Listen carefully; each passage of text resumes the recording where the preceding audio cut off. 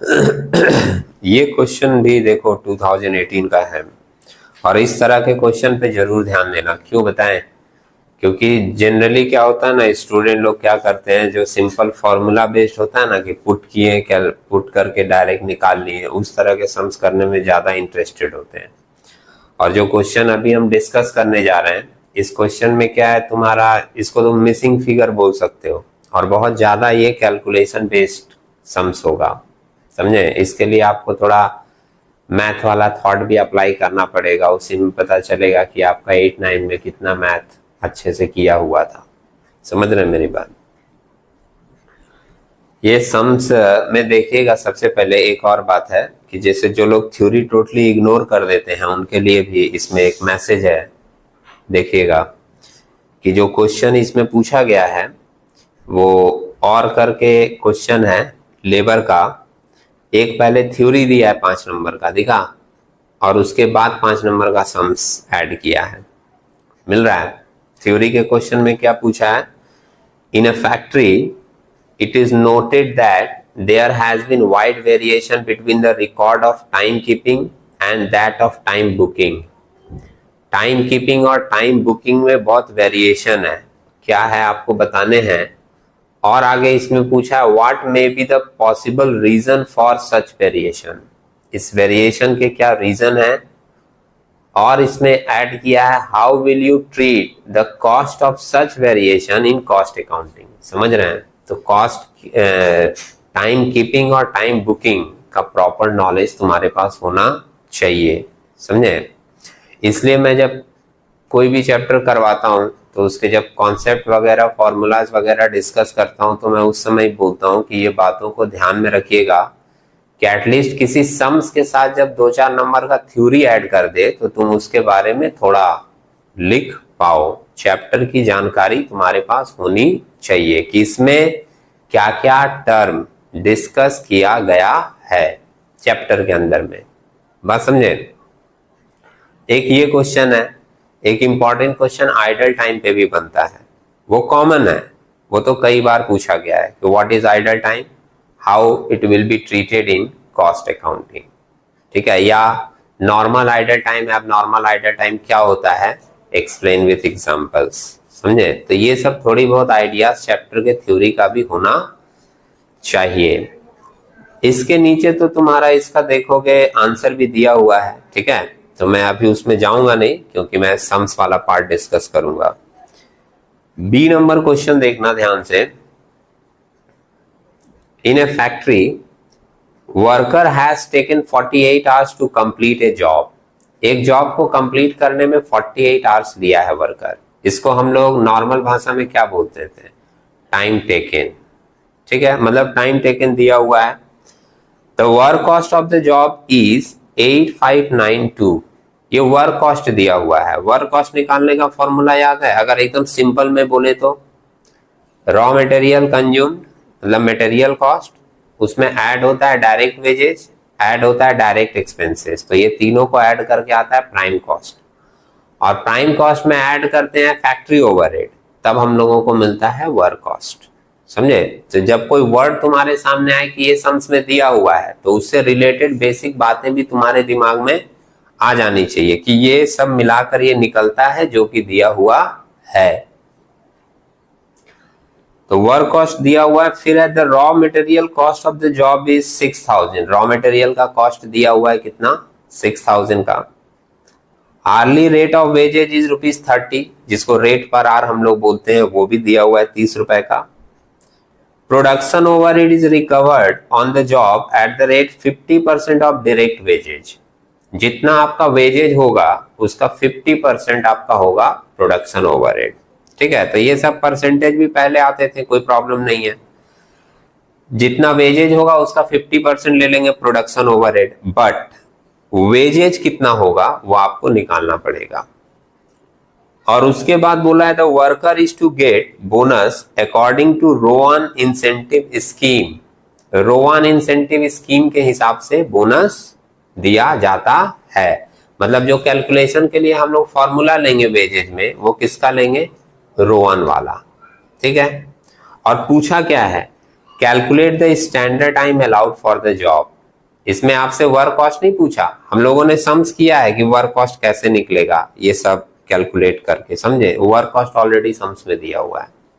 Prime cost कैसे निकलेगा, उसके बाद डायरेक्ट वेजेज रो वन स्कीम से कैसे निकलेगा, उस तरीके का सम्स भी हम लोगों ने किया है, समझे। बहुत सारा वो नॉर्मल फॉर्मूला बेस्ड कैलकुलेशन है, लेकिन इसमें मेनली क्या पूछा है आपसे, टाइम अलाउड। वो दिया नहीं है सम्स में, बोला टाइम अलाउड आप निकाल कर बताइए,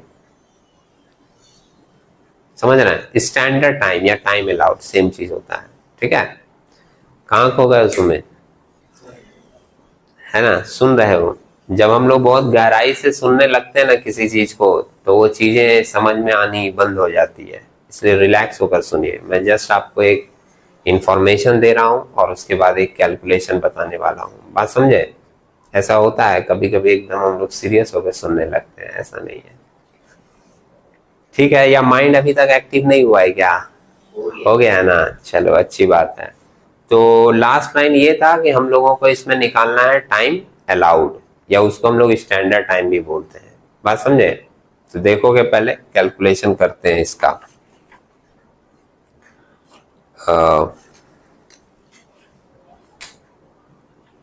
हम लोग ये 2018 का क्वेश्चन है, हाँ 2018 का क्वेश्चन है लेबर कॉस्ट का। स्टैंडर्ड टाइम हम लोगों को निकालना है ना, जो कि सम्स में दिया नहीं है। हम लोग मान लेते हैं कि लेट स्टैंडर्ड टाइम, या इसको हम लोग टाइम अलाउड भी बोलते हैं, बात समझे। पिक्चर दिखाई दे रहा है ना, स्टैंडर्ड टाइम और इसको हम लोग टाइम अलाउड भी बोलते हैं।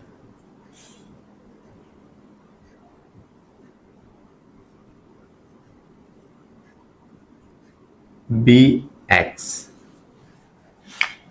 ठीक है, पता नहीं था एक्स मान लिया। टाइम टेकन तो सम्स में दिया है भाई, इतना सीरियस होकर मत दे, जैसे लगा कुछ तिलिस्मी चीज लिख दी है।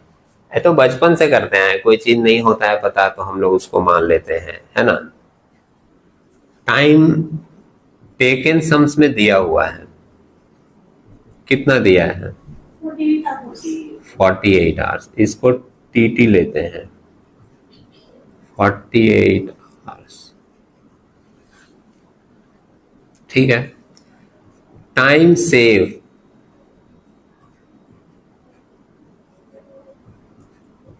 कैसे निकलता है, time allowed minus time taken, तो x माइनस 48 हो जाएगा, आर्स में है ये भी। रेट पर आर,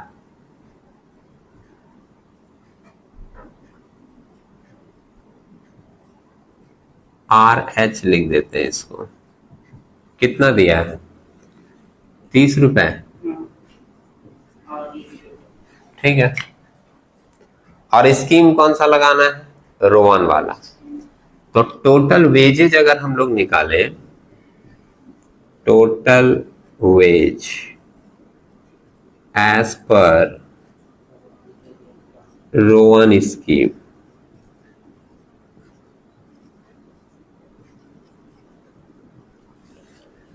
तो टोटल वेजेज का हम लोग का फॉर्मूला होता था क्या, बोलो। Time taken into rate per hour plus time save by time allowed into time taken into rate per hour, यही होता है, ठीक है। ओके, यहां तक तो कोई प्रॉब्लम नहीं हो रही है। टाइम टेकन कितना है 48 hours into rate per our कितना है 30 रुपए, प्लस टाइम सेव के जगह लिखेंगे x माइनस 48, यही है ना, divided by time allowed x into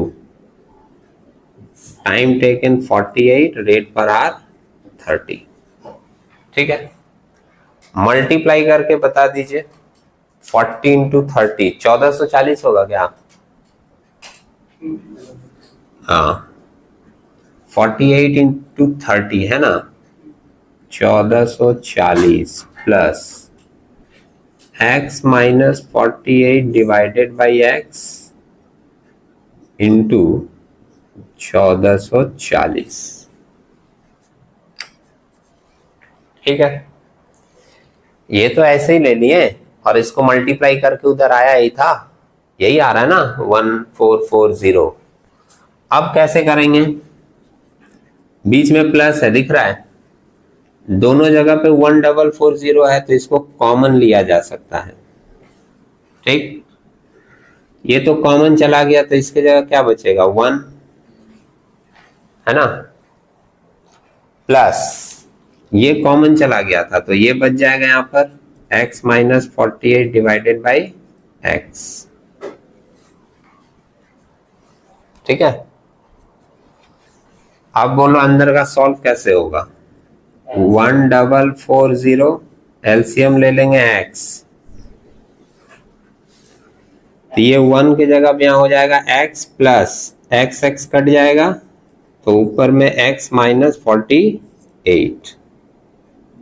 ठीक है, और 1440 x और x कितना हो जाएगा 2x minus 48 divided by x। ये x को काट मत देना, बस समझे। अभी इसलिए बोले थे कि थोड़ा आपकी जानकारी देखी जाएगी कि 8 9 में कितना मैथ सीखे हो। कैलकुलेशन है, समझ रहे हैं, एलसीएम लेना, मल्टीप्लिकेशन करना। ये तो हम लोगों का निकला वेजेज, और x का वैल्यू पता है नहीं तो ऐसे ही रहने देते हैं, क्योंकि हमारा टारगेट तो है स्टैंडर्ड टाइम निकालना, हमारा टारगेट वेजेज निकालना नहीं था। तो पूछोगे फिर ये क्यों निकाले? तो ये निकाले वर्क कॉस्ट के लिए, क्योंकि वर्क कॉस्ट जब निकालते हैं तो वर्क कॉस्ट के लिए क्या क्या लेते हैं? Material cost, wages cost, direct expenses, overhead. Sums में डायरेक्ट एक्सपेंसेस है नहीं तो सिर्फ material cost, wages cost, overhead, ये तीनों ऐड होगा, आ जाएगा वर्क कॉस्ट। बात नहीं समझ में आ रही तो मैं लिख के दिखाता हूं, देखो।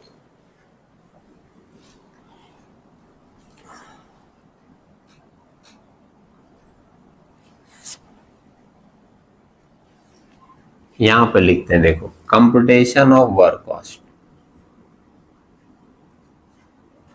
वो कंप्यूटेशन ऑफ वर्क कॉस्ट, अगर वर्क कॉस्ट हम निकालना चाहें तो कैसे निकालेंगे? वर्क कॉस्ट पार्टिकुलर्स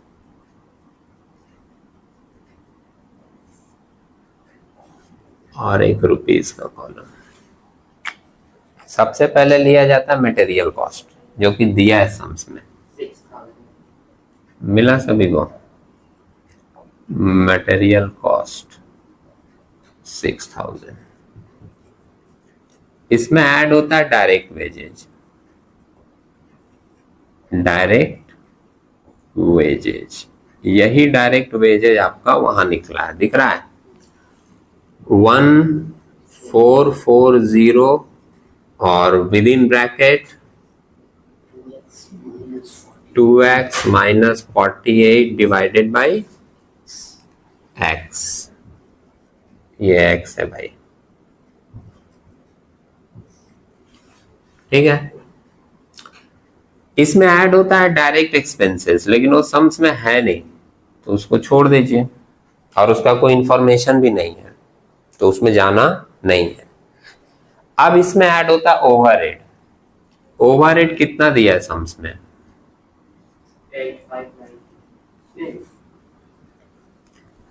ओवरहेड के बारे में बोला है 50% ऑफ डायरेक्ट वेजेस। हाँ 1440 2x minus 48 divided by x, ये आपका वेजेज है। वो बोला इसका आपको लेना है 50/100, मतलब 50%। देखा, 50% को काट देंगे तो ये नीचे यहाँ 2 आएगा 2 से इसको कैंसिल कर सकते हैं। मल्टीप्लाई में है, यहाँ पे देखना मल्टीप्लीकेशन है इसके और इसके बीच में, इसलिए कट रहा है। बात समझे? यहाँ पर मल्टीप्लीकेशन नहीं था इसलिए यहाँ पर बोले थे कि काट नहीं सकते हैं। ठीक है, 720 है ना, तो यहाँ पर हमारा आएगा 720 और ये है हमारे साथ ब्रैकेट में 2x minus 48 divided by x। ये तीन चीज जोड़कर जो आपको मिलेगा वो आपका होगा वर्क कॉस्ट। समझे? जोड़िए, इन तीनों को जोड़ दीजिए जो अमाउंट है 8160। ना रे भाई, गलत हो गया। सुनो, धैर्य रखो, धैर्य रखो, इधर यहाँ देखो, बोर्ड पे देखो। 6000 को सेपरेट रखना होगा, इन दोनों को तुम जोड़ सकते हो क्योंकि इन दोनों के साथ x है। समझ रहे हो?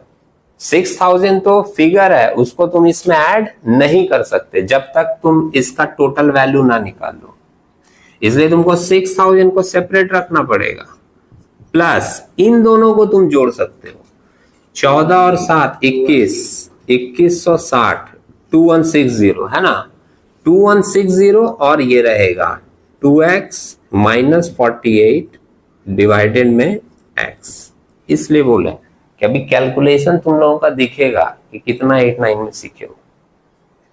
समझे? हम बोले सबको जोड़ दो, सबको जोड़ूंगा 8312 ऐसे नहीं है, मुझे देखना होगा। x वाले फिगर को जोड़ सकते हैं क्योंकि वो एक ही दिशा में है। 6000 तो सेपरेट फिगर है, वो x के साथ नहीं, वो x के ऊपर डिपेंड नहीं है। ये जो दोनों फिगर है, ये दोनों फिगर इंडिपेंडेंट नहीं है, वो x के ऊपर डिपेंड है। x का वैल्यू निकलेगा, उसके हिसाब से इसका वैल्यू चेंज हो जाएगा। समझ रहे मेरी बात? क्योंकि x का वैल्यू निकलेगा तो यहाँ पुट होगा, पुट होगा तो कैलकुलेशन होगा, कैलकुलेशन होगा तो इसकी वैल्यू क्या होगी? चेंज होगी। वो फिगर इंडिपेंडेंट नहीं है, डिपेंडेंट ऑन x है। समझे? तो इसलिए हम लोग 6000 को सेपरेट रखे और इन दोनों को ऐड करके लिए 2160। ये क्या निकला हम लोगों का? ये हमारा निकला वर्क कॉस्ट। अभी तुमको समझ आया वेजेज क्यों निकाले थे? वर्क कॉस्ट को निकालने के लिए वेजेज निकाला गया था। इसलिए बोले कि सम्स जब पढ़ते हैं ना, कोई वर्ड मिलता है तो उसकी बेसिक चीजें दिमाग में कैलकुलेट करना शुरू कर देना चाहिए कि हाँ ये चीज दिया है, इसमें ये चीज होता है। तब तुम्हारा दिमाग बोलेगा कि जब तुम कैलकुलेशन करोगे तो तुमको क्या क्या चीज कैलकुलेट करना है। समझे? लेकिन हमारा टारगेट क्या निकालना है? Standard time, time allowed. तो अभी देखिए, अकॉर्डिंग टू क्वेश्चन यहां लिख रहे हैं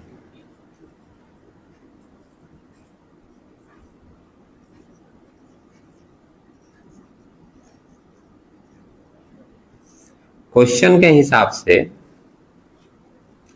ये जो आपका 6000 प्लस ये 2160 with in bracket 2x minus 48 divided by x, ये जो आया है यही आपका है क्या?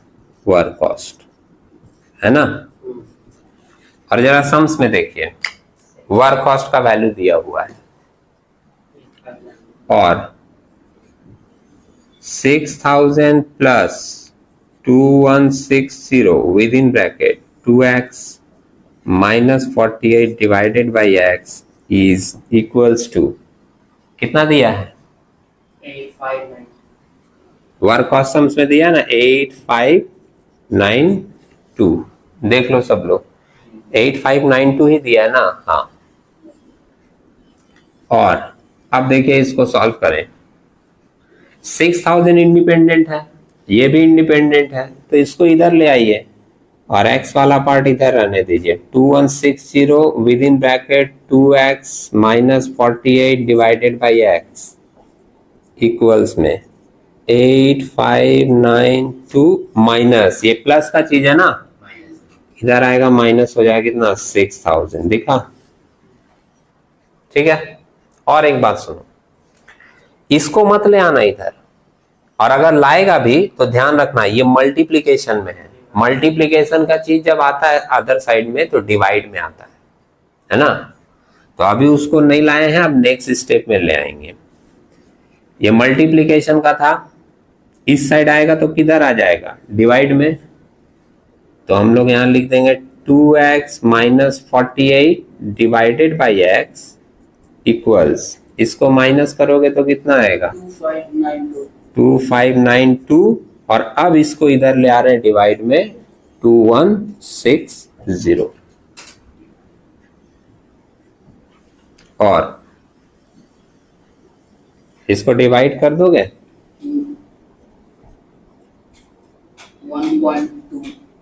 1.2, और 2x माइनस 48 इक्वल्स x का मल्टीप्लाई कर दें 1.2x, दिख रहा है। अब उधर जाएगा, 48 को इस साइड ले लें तो 2x माइनस 1.2x इक्वल्स में आ जाएगा 48, माइनस से प्लस में आ गया, और 0.8x इक्वल्स में 48, देयरफॉर x का वैल्यू क्या होगा 48 डिवाइडेड बाई 0.8 इक्वल्स टू 40 आ रहा है। मुंह देखता रहता है कैलकुलेशन तो करो कम से कम। डिवाइड करके कितना आया 60, हाँ 60 आएगा, 60 आवर्स, ठीक। हाँ, x का वैल्यू, x तो हम लोग क्या माने थे यहाँ, स्टैंडर्ड टाइम माने थे ना, तो टाइम में तो आवर्स में होगा। x का वैल्यू आया कितना 60। अब लास्ट में लाइन लिख दे, therefore standard time equals to 60 hours. ये हो गया हमारा आंसर, समझे। तो आपको जैसे क्वेश्चन 4 लाइन का था, कैलकुलेशन ध्यान में रखिएगा। अब एक बात और सुन लीजिए, अभी लास्ट एक लाइन इंपॉर्टेंट।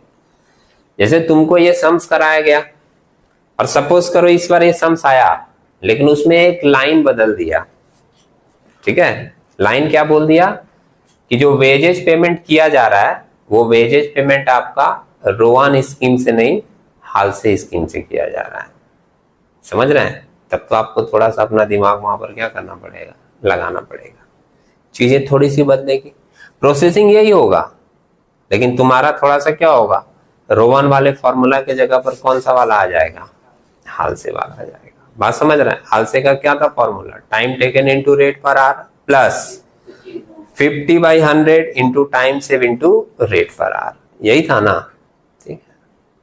कैलकुलेशन अगर आप, कॉन्सेप्ट और प्रोसेस यही रहेगा, फॉर्मूला आपको याद ही है, बस कैलकुलेशन अगर आप सही कर पाए तो फिर आप निकाल लोगे उससे।